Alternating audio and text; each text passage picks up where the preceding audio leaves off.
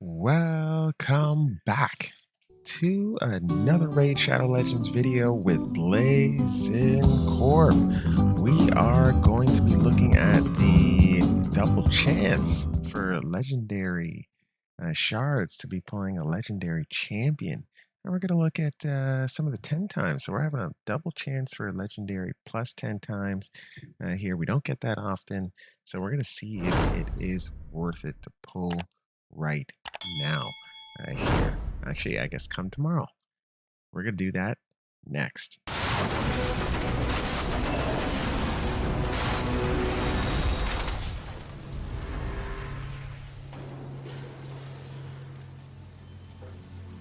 All right, so we have a weekend summoning party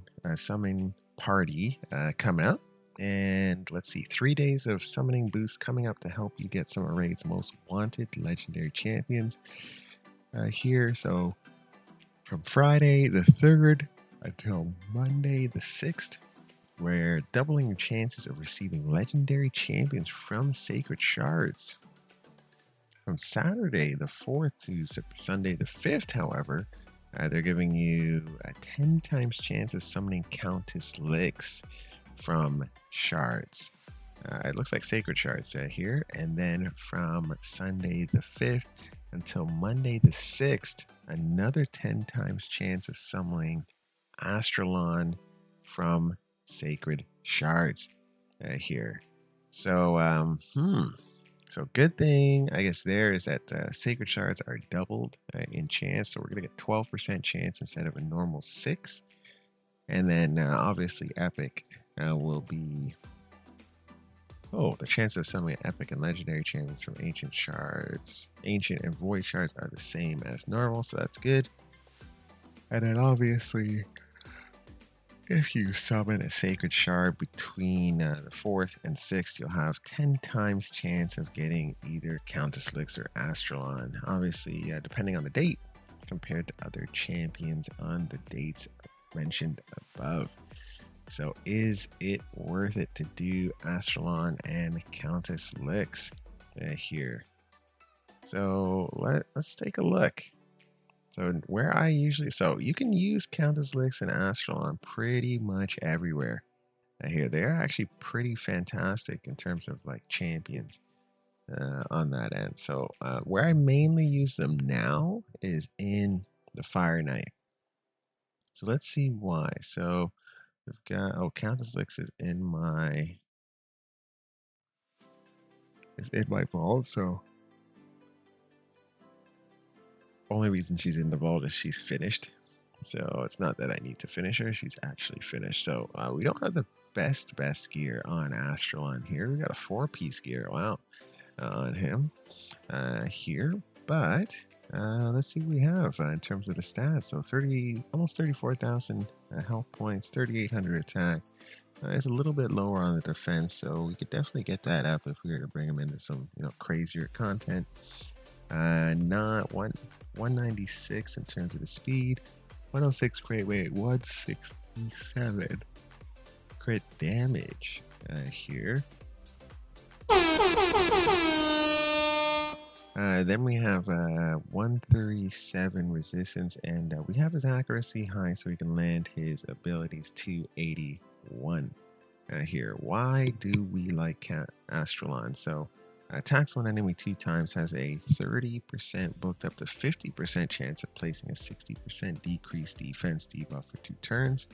This is where it really gets fun, as Countess Lix will team up and join the attack if they are on the same team. Countess Lix will use her default skill. Now, cool thing here, Countess Lix will not team up. Well, this is not cool, but Countess Lix will not team up on this attack if this skill is used when counter-attacking or when teaming up to attack another champion.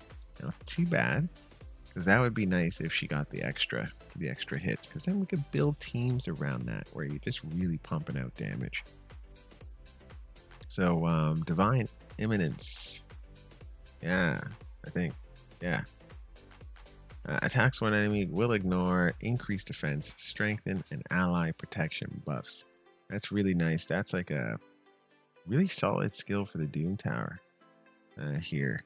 So not too bad. And then also for You could use him really well in the arena. Revives a random ally with 40% HP and place a shield buff on them equal to 20% of their max HP for 2 turns if this attack kills an enemy, which is also nice. Also place a shield buff on this champion equal to 20% of their max HP for 2 turns if this attack kills an enemy. So not bad. That's like the blood shield that you get if you do if you have the mastery in the attack tree.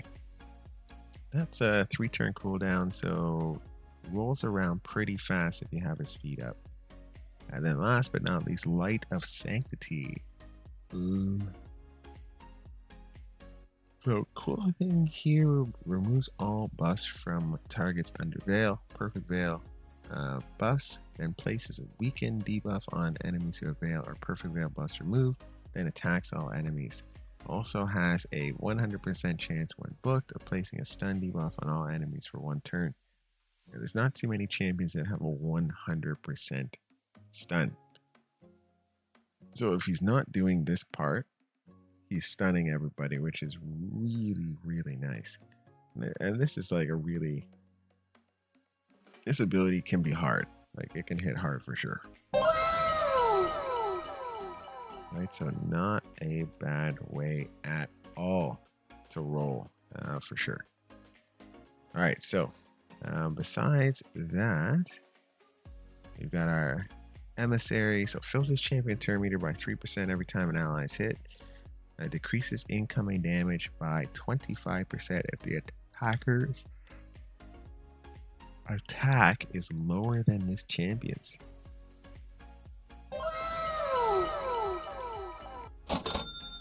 Definitely a fantastic skill. So, that's what I would do if I was gonna re-kit him again. Is I'd get his attack up into the 5 to 5,000 mark. So that way he's reliably higher than most people, and then he has a built-in like stalwart set. Right? You'd even put a stalwart set on him if you really wanted him to mitigate a lot of damage here. But as you can see, yeah, he's fantastically built. Here he's got a really good kit, and then you can get masteries on him. I have him at Helm Smasher right now, so he gets that extra 25% ignoring of target's defense, so a 50% chance of that. So obviously that's in addition to the, is it 50? I think it's 25. So in addition to an extra 25 that he does already, so can't go wrong. So that'd be like a 50% ignore, so he can smack for sure. Let's look at Countess Licks. So we got Countess Licks here. Can we look at her skills? No. All right, so let's remove her from the vault real quick. We got Countess Licks. Obviously, she's going to team up with Astralon. She's a slightly better build here. Not a crazy build, but slightly better build here because we needed to get her accuracy up into like a crazy mark. But she's got 40,000 health, so she's going to survive a little bit better here. Really good defense if you're bringing in a defensive champion with her. And then we have high crit rate and high crit damage, which is nice here as well. And not a bad resistance. She could use a little bit more, but not a terribly bad resistance mark. All right, so we got her in all perception gear. Do we have any room to grow? I mean, we have a little bit of, we've got some 5s here. We got some 5s. We got a rare here. We've got a few more 5s down here. So definitely room to grow if we were to re-kit her. But I don't really see the need currently to re-kit her.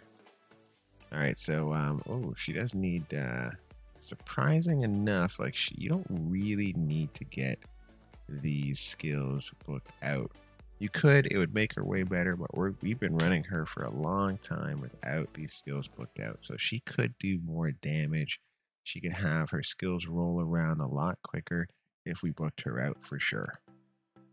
All right, so attacks one enemy 2 times, has a 30% but 50% chance when booked of doing a 25% weaken debuff for 2 turns.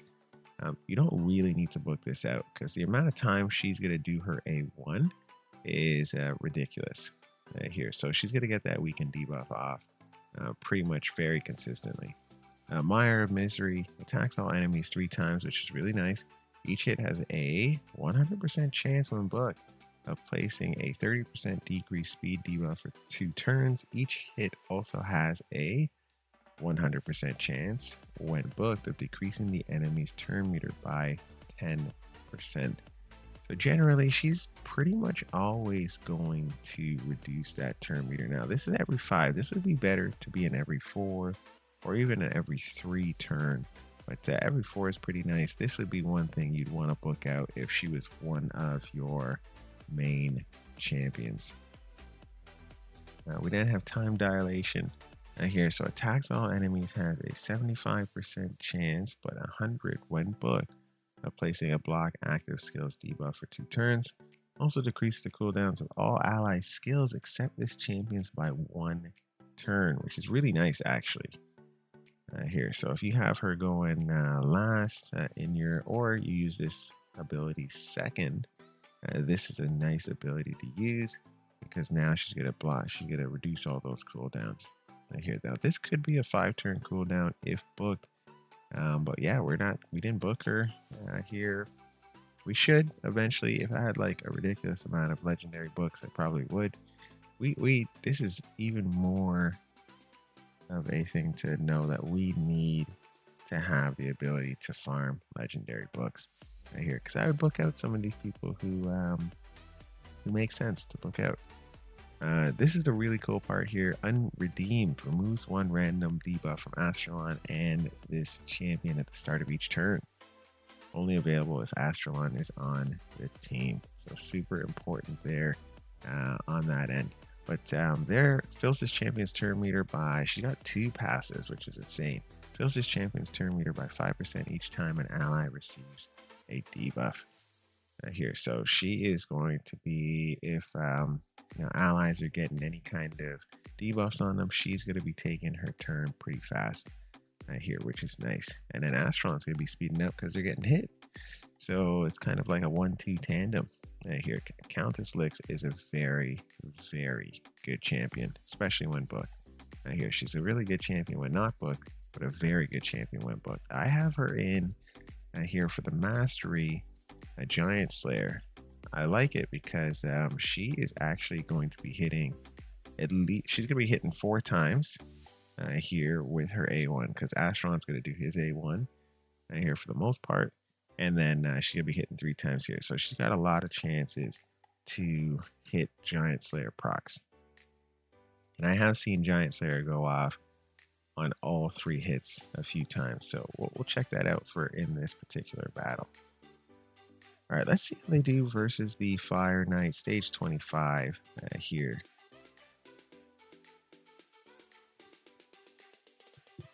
All right, we'll speed through this part here, and we'll catch up when the Fire Knight, when we're rolling into the Fire Knight.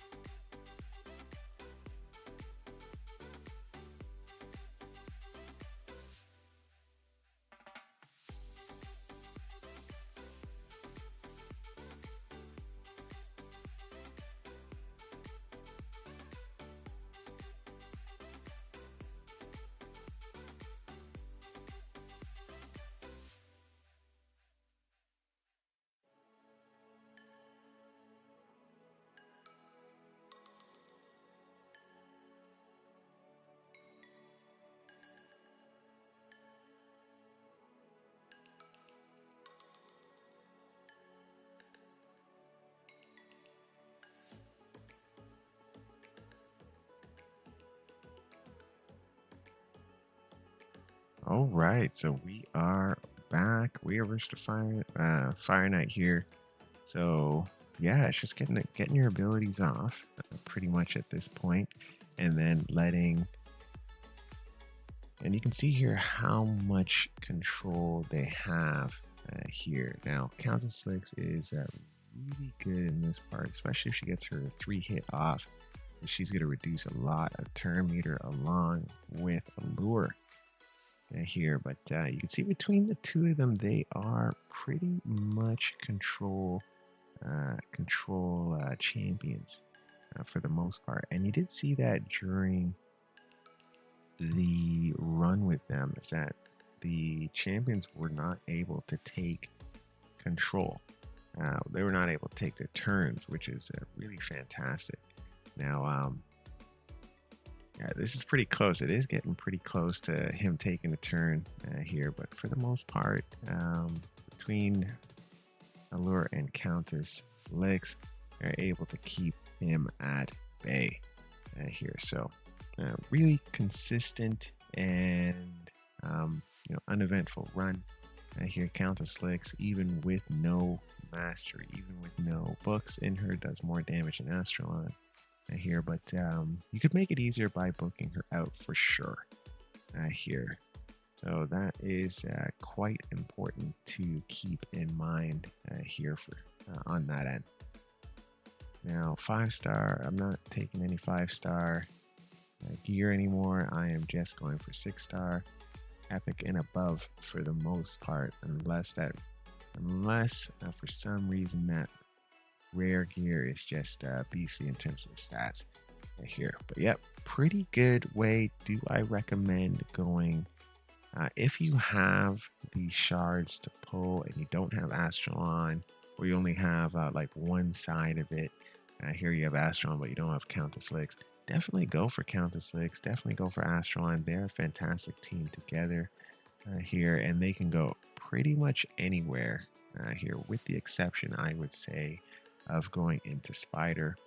They can even do well in the Doom Tower if needed as well here. So is it worth it? Absolutely. Go for it. And yeah, we'll see you next time here, guys. Let's chat then.